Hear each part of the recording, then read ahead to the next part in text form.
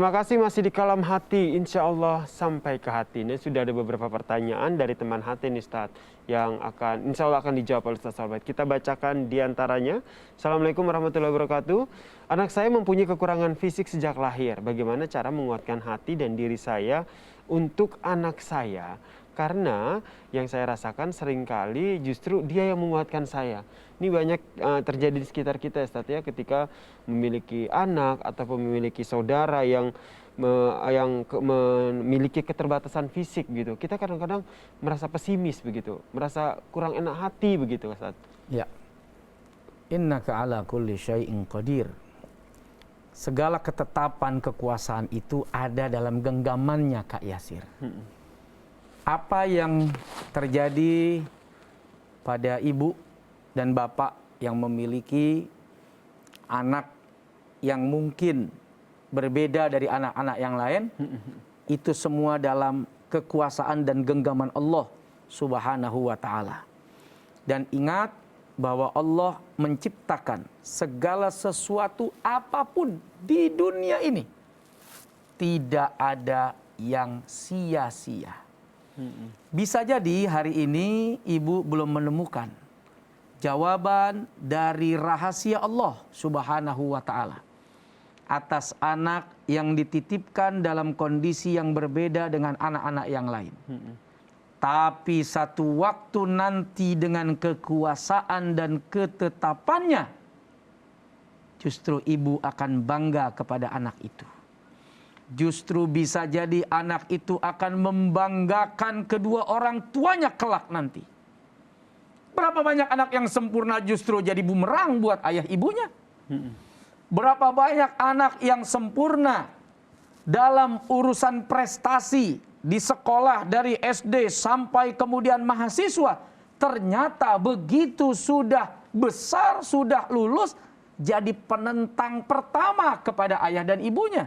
Kalau disuruh milih, jangan-jangan jawabannya anak yang hari ini dikaruniakan oleh Allah kepada ibu, itulah anak yang terbaik dibandingkan anak-anak yang secara fisik mungkin sempurna, tapi ternyata justru jadi siksa dan derita bagi kedua orang tuanya. Maka bersabarlah, bersabarlah. Kita tidak pernah tahu ada rahasia apa di balik kekuasaan dan ketentuan Allah Subhanahu wa ta'ala kepada hamba-hambanya. Banyak anak-anak yang Kak Yasir, saking badungnya, nggak lulus dia sekolah, nggak lulus dia kuliah, ternyata jadi penemu. Ternyata memiliki kecerdasan yang luar biasa. Bisa jadi udah nggak mampu lagi dia ada di kampus karena kecerdasannya udah melebihi gedung kampusnya. Jadi lebih baik dia keluar dari kampus itu. Ternyata dia menemukan sesuatu yang luar biasa, amazing. Kan banyak tuh kisah-kisah orang-orang yang kagak lulus kuliah tapi sukses gitu loh. Tapi jangan ditiru ini. Iya. Ini hanya sebagai bagian dari cerita hidup bahwa kita tidak pernah tahu apa jawaban dari segala peristiwa yang terjadi. Kita manusia punya keterbatasan untuk bisa menerka sesuatu apa yang Allah siapkan di masa yang akan datang dari kejadian, ujian, cobaan yang hari ini mungkin dirasakan oleh kita. Tidak diterima kerja di sini, tidak diterima kerja di sana, udah melamar 30 kali, ditolak 40 kali. Masya Allah. Ini banyak sangkin banget, Ustaz. ini sangkin dahsyatnya. Tapi ternyata jadi orang yang terkaya nomor kesekian di dunia. Siapa itu yang dari Tionghoa tuh? Siapa Ustaz? Jack Ma? Jack Ma. Nah, kan dia cerita itu. Kemana-mana ngelamar ditolak terus. Nggak diterima dia kerja. Akhirnya bikin perusahaan jadi sendiri. Perusahaan sendiri. Karena terdorong oleh motivasi keadaan yang membuat dia harus survive. Sama kayak orang yang ngerasa, saya bisa apa dengan keterbatasan ini?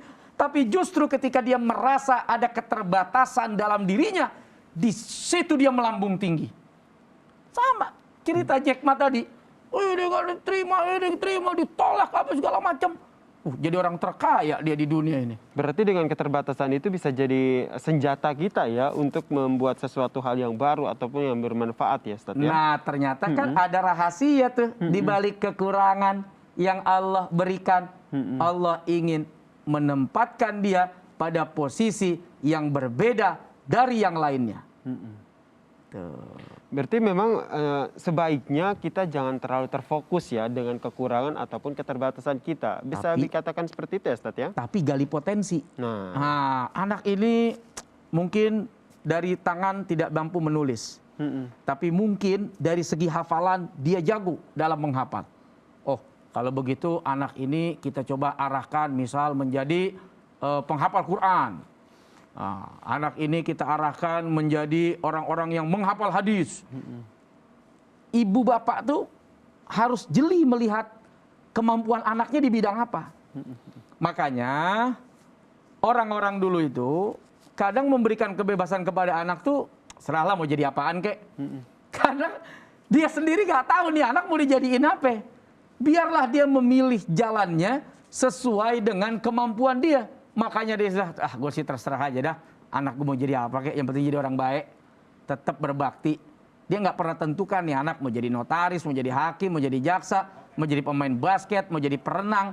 Tapi anak akan mengetahui potensi dirinya. Dan sekarang orang tua kalau sudah tahu potensi anak, maka kembangkan, gali terus. Bisa jadi itu rahasia Allah di balik keterbatasan yang diberikan kepada anak tersebut. Masya Allah, luar biasa sekali. Berarti memang keterbatasan yang kita miliki ataupun orang-orang sekitar miliki itu jangan dijadikan sebagai sebuah penghalang ya. Fokus pada potensi yang kita miliki, insya Allah potensi itu akan membawa kita ke hal yang bermanfaat dan keberkahan dari Allah Subhanahu Wa Taala.